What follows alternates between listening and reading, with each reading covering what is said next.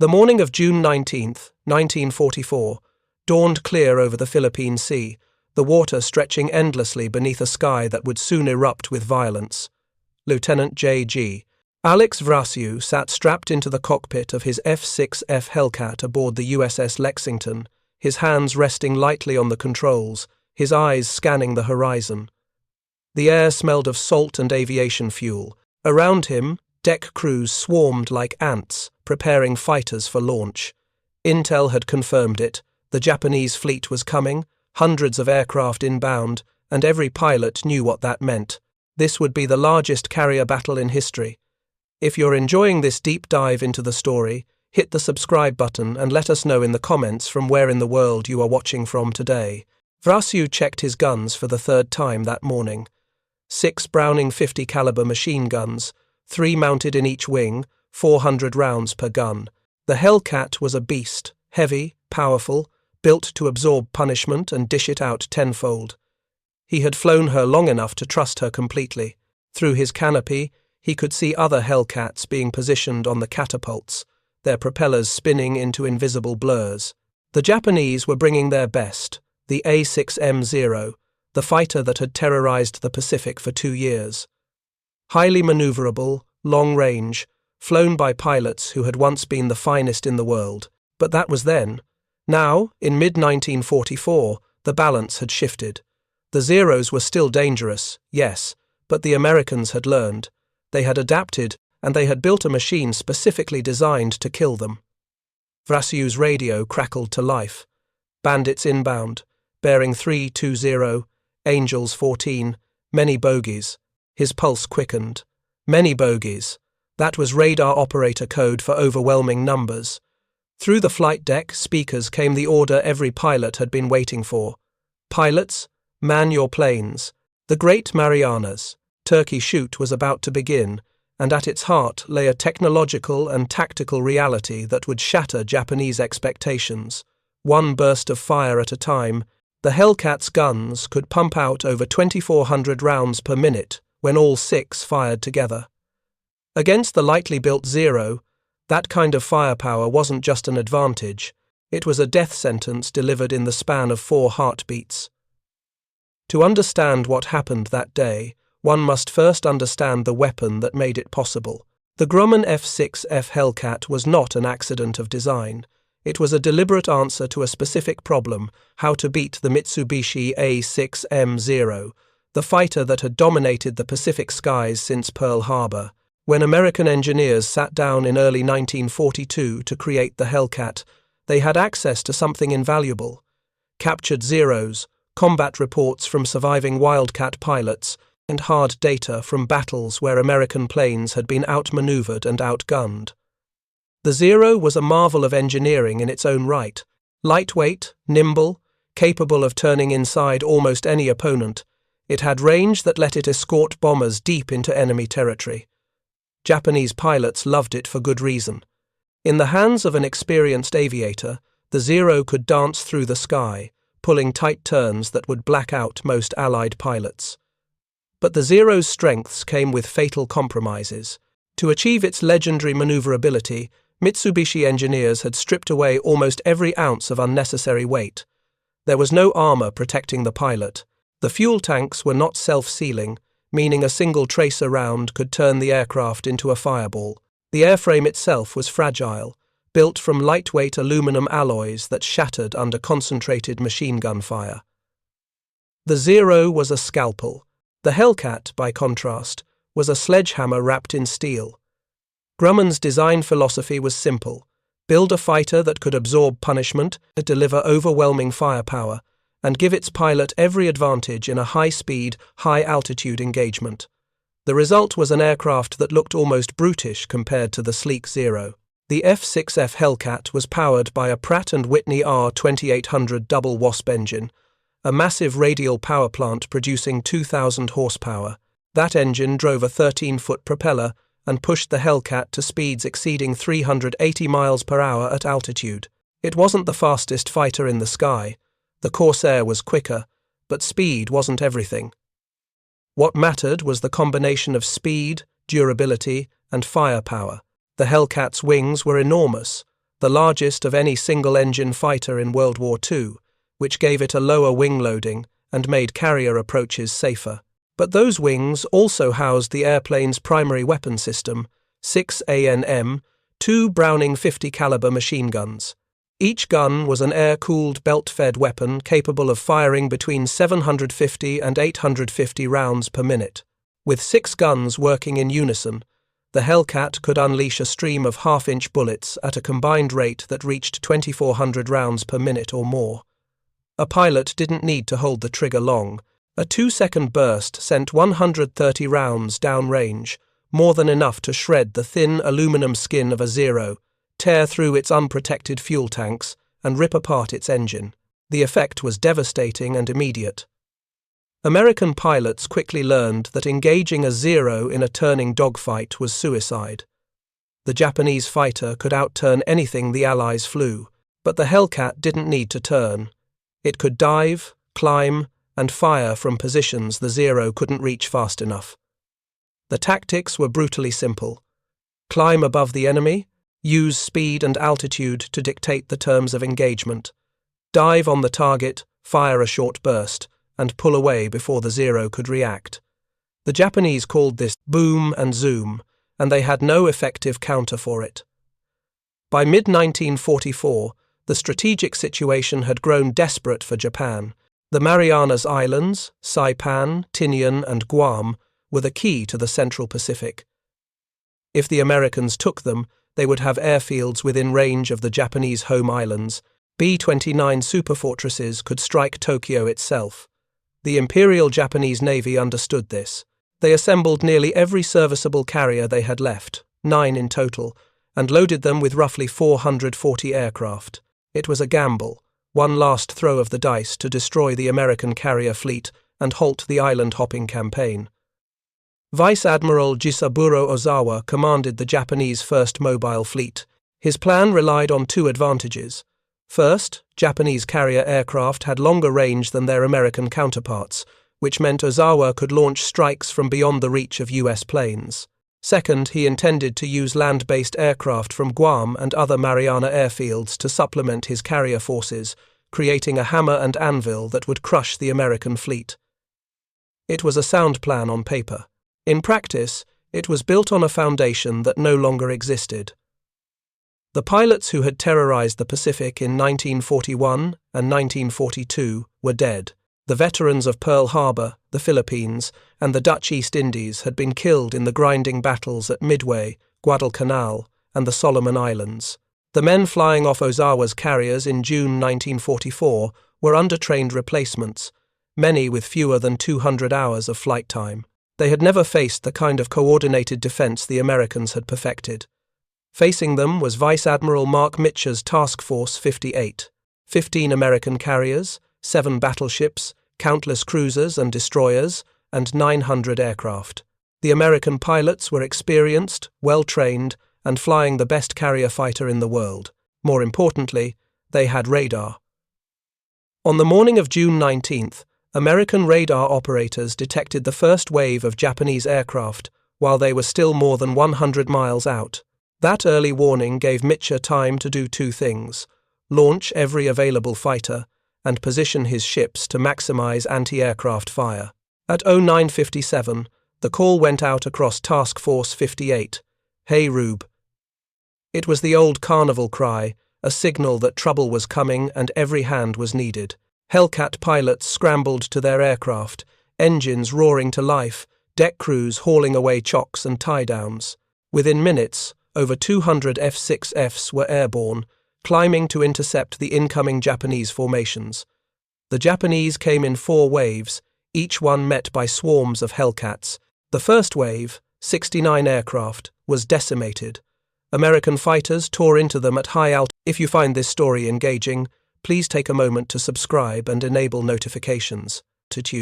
Where the Hellcat's superior speed and diving ability gave it every advantage. Japanese pilots found themselves unable to maneuver effectively. The Hellcats didn't dogfight. They slashed through formations, fired devastating bursts, and climbed away before the Zeros could respond.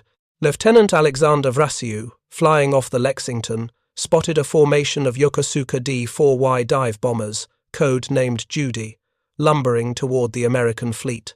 He dove on them from above, lining up his gun sight on the first bomber. His thumb pressed the firing button. The Hellcat shuddered as all 6 machine guns roared. Tracer rounds stitched across the Judy's fuselage. The bomber's wing crumpled, fuel streaming from ruptured tanks, and it rolled into a smoking dive. Vraciu didn't watch it fall. He was already lining up his next target. In 8 minutes, he shot down 6 dive bombers, using only 360 rounds of ammunition. 60 rounds per kill. It was surgical, efficient, and terrifying for the Japanese pilots, who watched their comrades disintegrate under the hail of 50 caliber fire. The pattern repeated across the sky. Hellcats intercepted wave after wave of Japanese attackers, shooting them down with methodical precision. The American pilots had been trained to aim for the engines and fuel tanks. They knew the Zeros and Judys couldn't take punishment. A short burst was all it took. One pilot later described it as shooting turkeys at a fairground booth. The nickname stuck, the Great Mariana's Turkey Shoot. But for the Japanese pilots, it was a nightmare. They had been told they were the finest naval aviators in the world, that their aircraft were superior, that their skill and spirit would carry the day. Instead, they faced an enemy who refused to fight on their terms, who struck from above with overwhelming firepower, and who seemed to have an inexhaustible supply of ammunition. Japanese formations disintegrated. Pilots broke off attacks, jettisoned their bombs, and tried desperately to reach the safety of Guam's airfields. But even there, they found no refuge. American Hellcats followed them down, strafing the runways, destroying aircraft as they tried to land. The carnage was so complete that many Japanese pilots simply gave up, ditching in the ocean rather than face another pass from the relentless American fighters.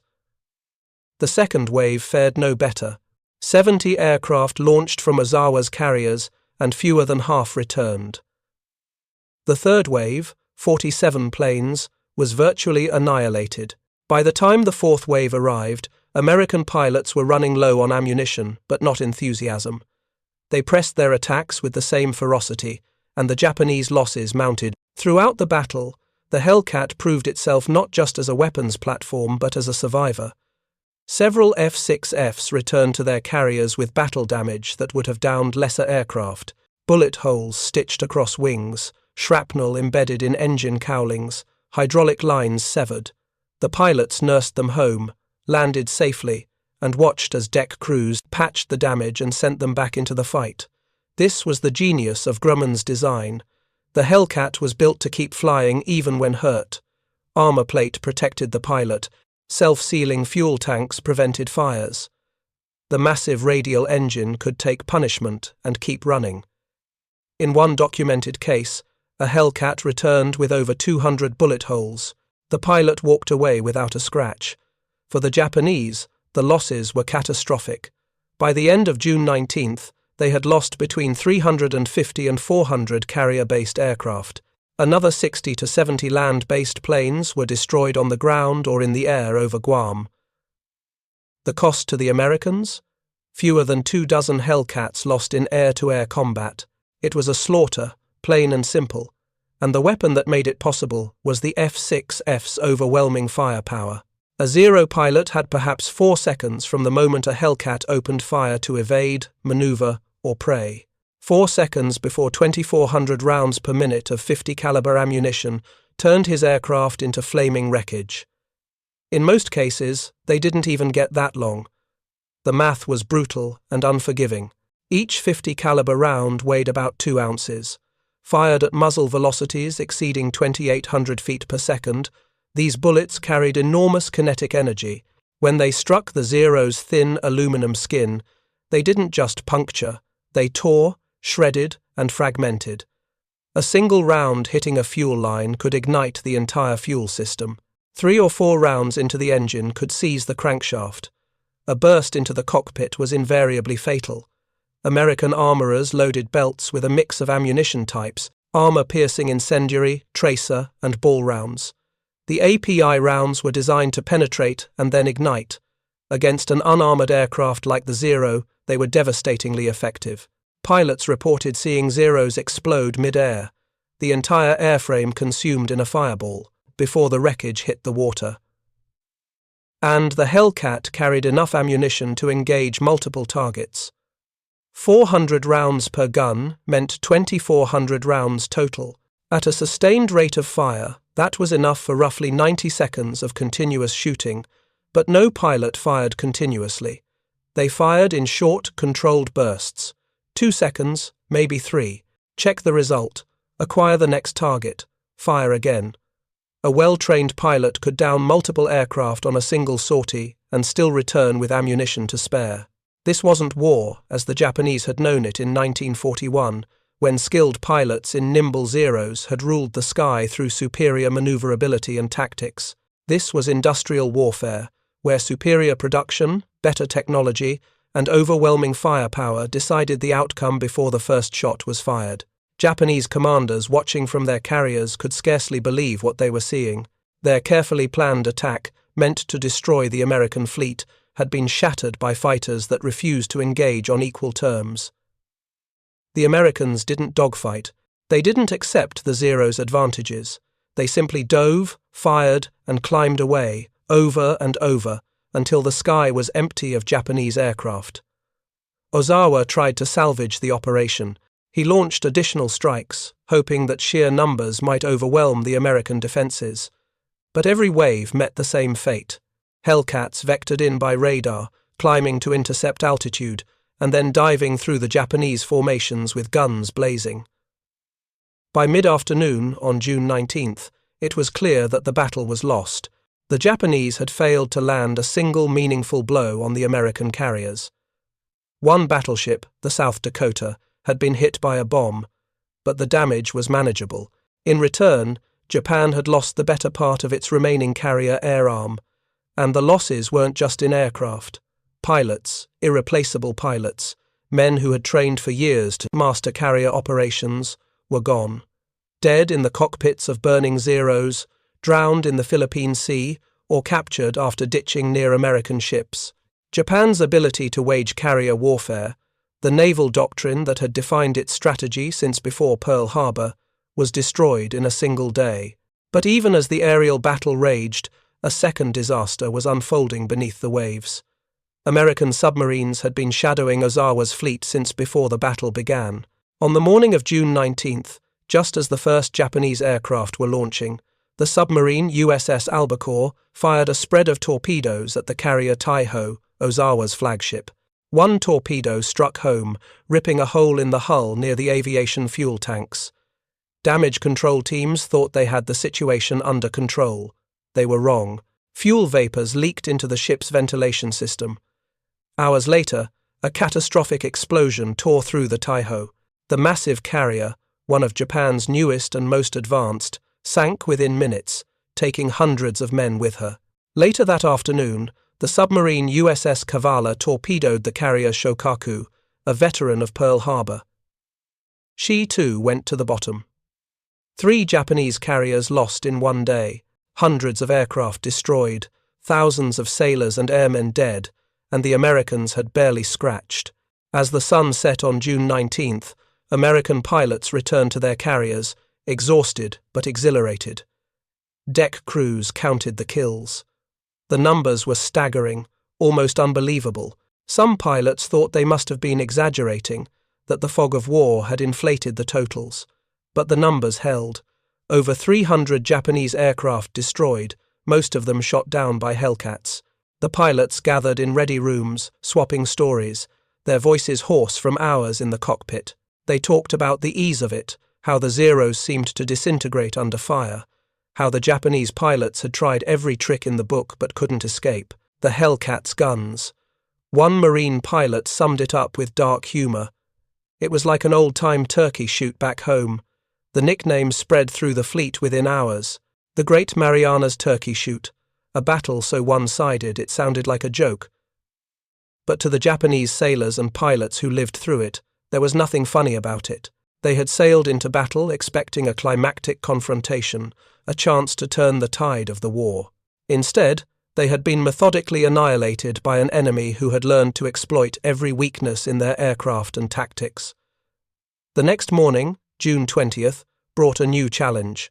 Admiral Spruance, commanding the Fifth Fleet, faced a difficult decision. The Japanese fleet was retreating westward, beyond the range of American aircraft. If he pursued aggressively, he might catch and destroy what remained of Ozawa's carriers. But pursuing meant leaving the invasion forces at Saipan vulnerable, and risking a night surface engagement where Japanese advantages in torpedoes and gunnery might turn the tables. Spruance chose caution. He waited. Not until late afternoon did reconnaissance aircraft finally locate the Japanese fleet, steaming at maximum speed toward the safety of the Philippines. The range was extreme, over 300 miles, near the absolute limit of the Hellcat's combat radius. Launching a strike at this distance meant many aircraft would run out of fuel before returning. Pilots would have to ditch in the ocean, hoping for rescue. Mitscher didn't hesitate. He ordered the strike. At 6:20 p.m., 216 aircraft launched from Task Force 58's carriers. 95 of them were Hellcats, not just flying escort but carrying 500-pound bombs, ready to strike at the fleeing Japanese ships themselves. The American formation flew west into the setting sun, navigating by dead reckoning and radio bearings. Fuel gauges ticked downward. Pilots calculated and recalculated the math in their heads. Did they have enough gas to reach the target, attack, and make it back? The answer, for many, was no, but they flew on anyway. At 7:40 p.m., they spotted the Japanese fleet spread across the darkening ocean. Carriers, battleships, cruisers, destroyers, all steaming in tight defensive formations, their anti-aircraft guns already tracking the incoming Americans. Mitscher's strike coordinator gave the order to attack. Hellcats peeled off into diving attacks, their bombs whistling down toward the fleeing carriers below. The light carrier Hio took multiple bomb hits and began listing heavily. Fires spread across her flight deck. Within minutes, she was dead in the water, her crew abandoning ship. 2 oilers were sunk. The fleet carrier, Zuikaku, another Pearl Harbor veteran, was damaged but managed to escape. By the time the American aircraft pulled away, the sun had set completely. The return flight would be made in darkness, over open ocean, with fuel running critically low. Pilots nursed their engines, leaning the fuel mixture to the absolute minimum, praying the Pratt & Whitney radials wouldn't cough and quit. One by one, aircraft began running dry. Some pilots ditched near American destroyers, hoping rescue crews would find them in the dark. Others made it within sight of the carriers before their engines died, and they glided down to hard water landings. Mitscher, watching from the flag bridge of the Lexington, made a decision that became legendary in naval aviation history. He ordered every ship in Task Force 58 to turn on their lights, searchlights, signal lamps, even red truck lights that normally guided aircraft during landing, every light that could guide his pilots home. The risk was enormous. Turning on lights made the fleet a beacon for any Japanese submarines in the area. But Mitscher didn't care. His pilots were coming home, and he would do whatever it took to get them aboard safely. The ocean lit up like a highway. Pilots, nearly out of fuel and flying on fumes, saw the lights from 50 miles away and wept with relief. They staggered back to the carriers, some landing with less than 10 gallons remaining in their tanks. The recovery took hours. Aircraft came aboard in a steady stream, some crashing into barriers when their tailhooks missed the wires, others bellying in on empty tanks. Deck crews worked through the night, clearing wrecks, rescuing pilots from ditched aircraft, and refueling the Hellcats that had made it back. By dawn, the count was complete. 123 American aircraft lost, but only 16 pilots and 33 aircrew were dead or missing. The rest had been rescued. The Japanese losses were catastrophic and irreversible. In 2 days of fighting, they had lost 3 carriers sunk, 2 carriers and several other ships heavily damaged, and between 450 and 480 aircraft destroyed. More critically, they had lost over 440 trained pilots, men who could not be replaced. Japan's carrier force, the weapon that had struck Pearl Harbor and terrorized the Pacific for 3 years, was finished as an offensive threat. The first mobile fleet limped back to Japan, its carriers nearly empty of aircraft, its squadrons shattered. Ozawa's gamble had failed utterly, and the consequences would echo through the remainder of the war. For the Americans, the Battle of the Philippine Sea was a vindication of everything they had learned since 1941.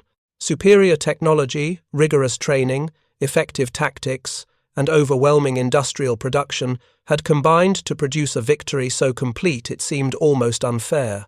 The Hellcat had proven itself the dominant carrier fighter in the world, and the pilots who flew it had demonstrated that American naval aviation had not only caught up to Japan, but had surpassed it entirely. The statistical reality was undeniable. The F6F Hellcat would go on to account for 75% of all U.S. Navy aerial victories in the Pacific War, a total of 5,163 enemy aircraft destroyed. The kill-to-loss ratio was 19-1, meaning for every Hellcat shot down, 19 enemy aircraft fell. No other fighter in American service came close to that record, but statistics, however impressive, don't capture the human reality of what happened in those skies over the Philippine Sea. To understand that, one must look closer at the men who flew the Hellcat and the men who faced it from the cockpits of Japanese Zeros. American pilots in mid-1944 were products of a training pipeline that had learned from 3 years of brutal combat. New aviators went through rigorous flight school, hundreds of hours in trainers before they ever touched a combat aircraft. They learned gunnery, navigation, formation flying, and combat tactics from instructors who had survived the early battles and knew what worked. By the time a pilot reached a fleet squadron, he had been trained to exploit the Hellcat's strengths and avoid its weaknesses. The doctrine was simple and effective. Use altitude. Use speed. Never try to turn with a zero. Engage on your terms, not the enemy's. Boom and zoom. Fire short bursts. Conserve ammunition. Work in pairs, with wingmen covering each other. These weren't just guidelines. They were survival skills drilled into every pilot until they became instinct. Japanese pilots, by contrast, faced an impossible situation. The veterans who had trained for years before the war were gone, killed in the grinding attrition of Guadalcanal, the Solomons, and the Battle of the Coral Sea. The replacements had been rushed through abbreviated training programs. Flight hours were cut from 600 to 200, then to 150. Fuel shortages meant less time in the air practicing. The result was a generation of pilots who barely knew how to land on a carrier, let alone engage in combat against experienced American aviators flying superior aircraft. They climbed into Zeros that were themselves obsolete. By 1944, the A6M was unchanged from its basic 1940 design. Attempts to upgun it had added weight without addressing the fundamental vulnerabilities. No armor, no self-sealing tanks, fragile airframe.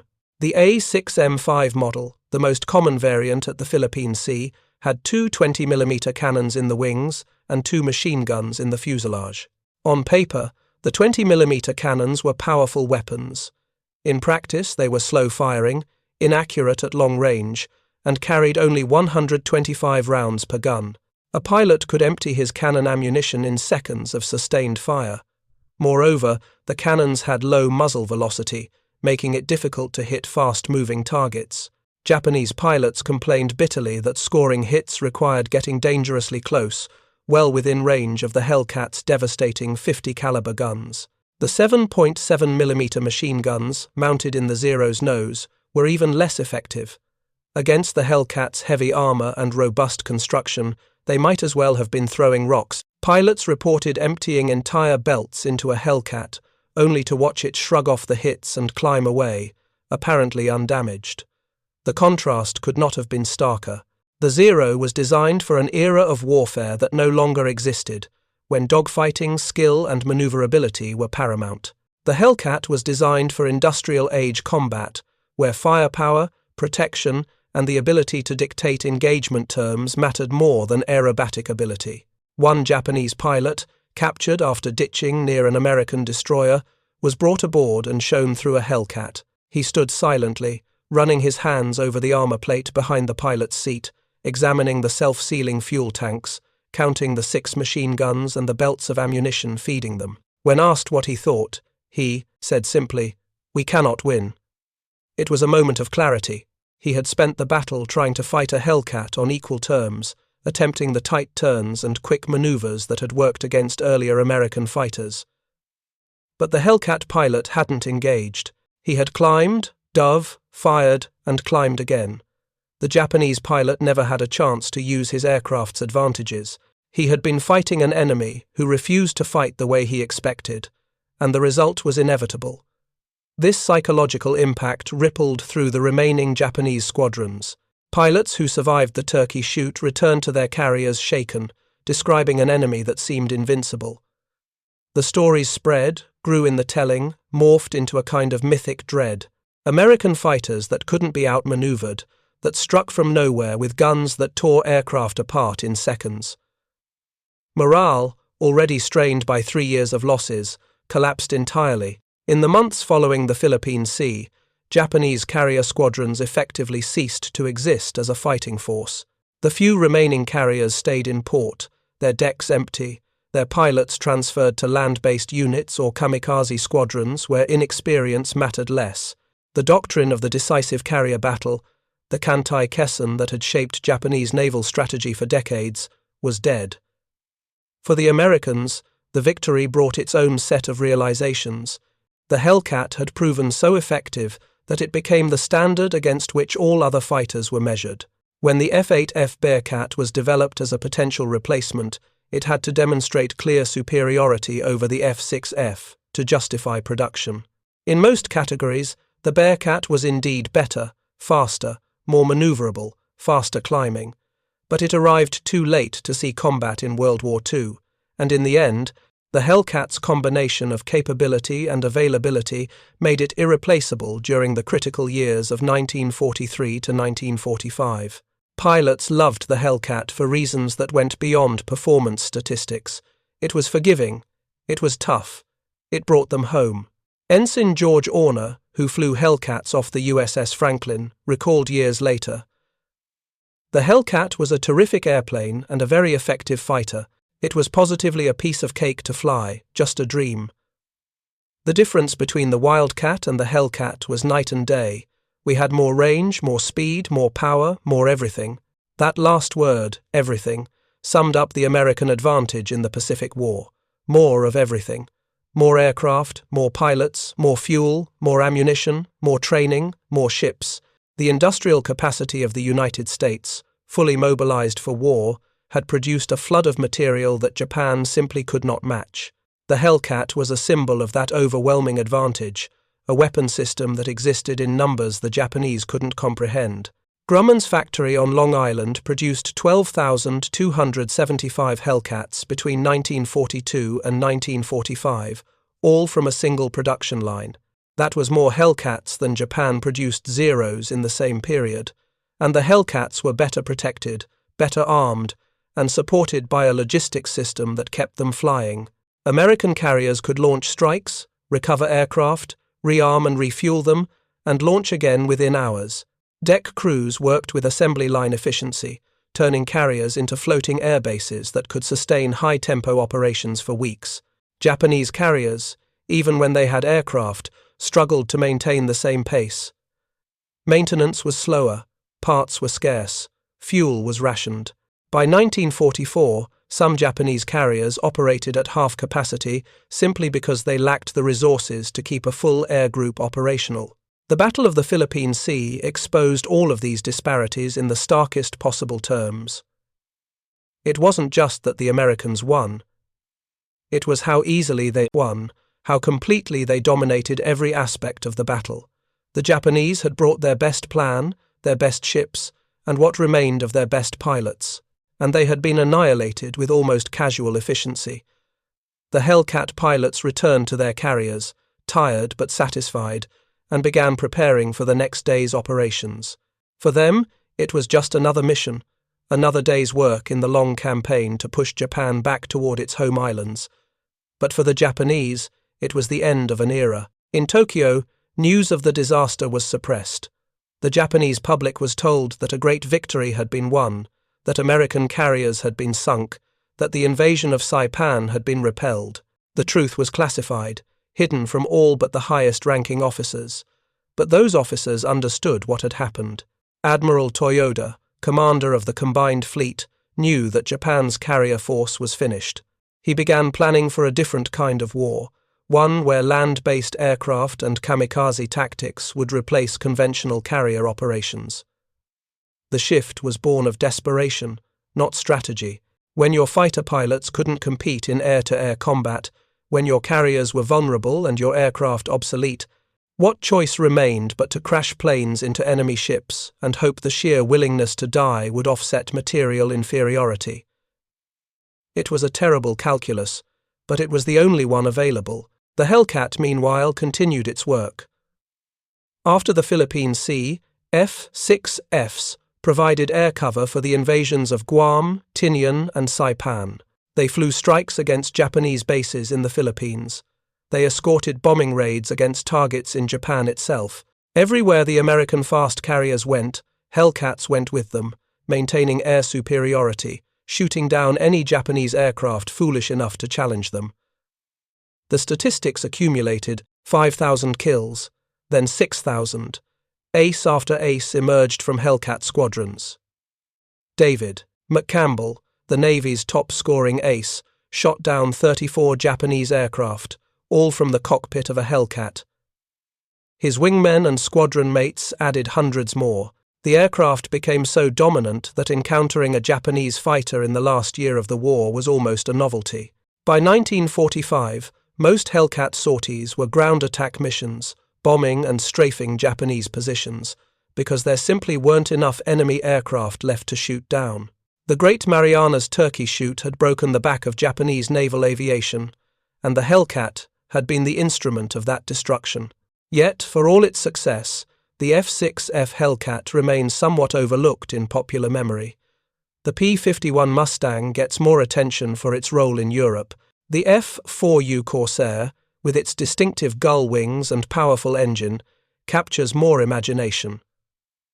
The Hellcat, workmanlike and brutally effective, doesn't have the same glamour, but the pilots who flew it knew the truth.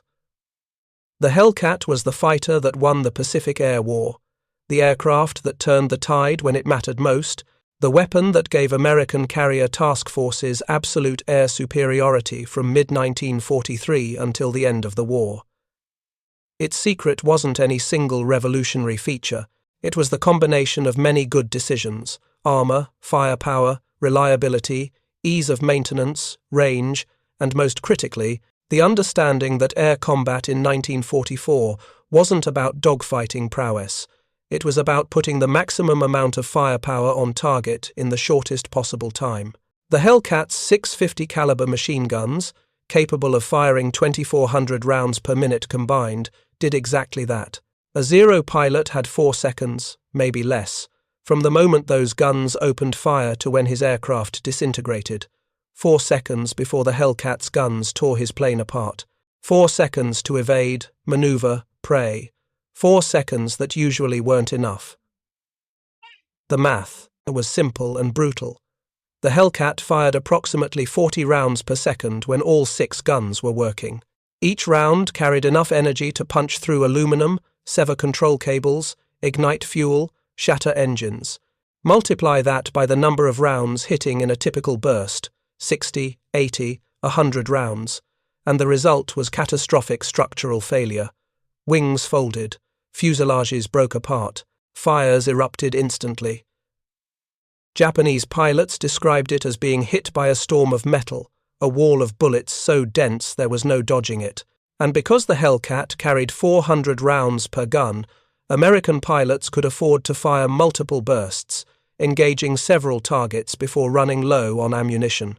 In contrast, a Zero pilot armed with 2 20mm cannons had perhaps 6 seconds of sustained fire before his cannon ammunition was exhausted, and those 6 seconds had to be used at close range, within 200 yards, where the slow cannon shells had any hope of hitting a maneuvering target.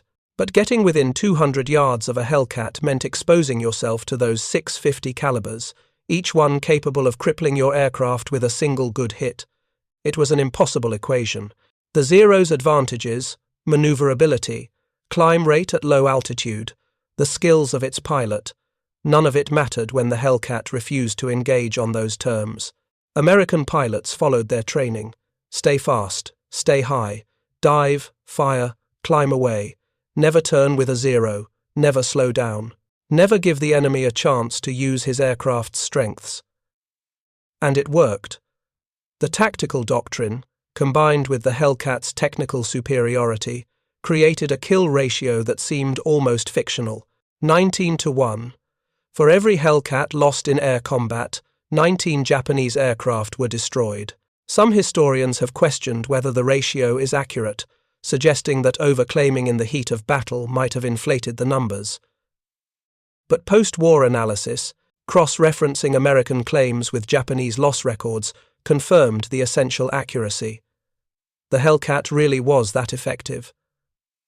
Part of the reason was the aircraft itself, part was the training pipeline that produced skilled pilots, and part, perhaps the most important part, was the industrial system that supported both. An American carrier could launch a strike, lose a Hellcat to battle damage or operational accidents, and receive a replacement aircraft within days. Pilots rotated out after completing their tours, passing their experience to the next generation of aviators. The system was self-sustaining, constantly improving, learning from mistakes and adapting tactics. Japan had no equivalent. Once a carrier air group was destroyed, it might take months to rebuild, and the replacement pilots were invariably less experienced than those they replaced. The training pipeline couldn't keep up with losses. By late 1944, some Japanese squadrons were sending pilots into combat with fewer than 100 flight hours, barely enough to qualify for carrier landings, much less aerial combat. These men were lambs to the slaughter, and they knew it. Diaries and letters recovered after the war reveal their desperation and fear. They wrote about facing American Hellcats with a sense of fatalism, knowing they had no real chance of survival but hoping their deaths might slow the American advance, if only for a day. The tragedy of it was profound. Young men, barely out of their teens, sent to die in obsolete aircraft against an enemy they couldn't defeat. The samurai spirit, the Bushido code that Japanese military culture emphasized, couldn't overcome the material reality of American firepower. Courage didn't stop 50 caliber bullets. Willingness to die didn't make the Zero's fuel tanks self-sealing or add armor to protect the pilot. The battles of 1944 and 1945 demonstrated with brutal clarity that industrial age warfare rewarded production capacity, technological sophistication, and the ability to train replacements faster than they were lost. Japan failed on all three counts. As the war ground toward its inevitable conclusion, the Hellcat's role evolved. With Japanese air opposition nearly extinct, F6Fs increasingly flew ground attack missions, bombing, rocketing, and strafing targets across the Pacific. They supported the invasions of Iwo Jima and Okinawa. They struck at Japanese shipping, sinking destroyers, cargo vessels, and submarines. Some Hellcats were converted to night fighters, equipped with radar, and tasked with hunting Japanese aircraft in darkness. The F6F Newton's variant, with its wing-mounted radar pod and modified armament, became one of the most effective night fighters of the war. It could locate enemy bombers in complete darkness, close to firing range, and shoot them down before they ever saw the Hellcat coming. Over 1,500 F6F Newton's night fighters were produced, and they accounted for hundreds of nocturnal victories. Other Hellcats were modified for photo reconnaissance, their guns removed and cameras installed. These aircraft flew deep into Japanese-held territory, photographing targets for future strikes, mapping defenses, assessing bomb damage. The versatility of the Hellcat platform meant it could be adapted for almost any mission the Navy required, but the core mission, air superiority, remained paramount, and in that mission the Hellcat never failed. From its combat debut in September 1943 until the end of the war in August 1945, the F6F maintained dominance over every Japanese aircraft it encountered. The final tally was staggering: 5,163 enemy aircraft destroyed in aerial combat, 75% of all U.S. Navy aerial victories in the Pacific. 307 Hellcat pilots became aces, meaning they shot down 5 or more enemy aircraft. The aircraft's impact on the war's outcome cannot be overstated. By destroying Japanese naval aviation, the Hellcat enabled the island-hopping campaign that brought American forces within striking distance of Japan itself.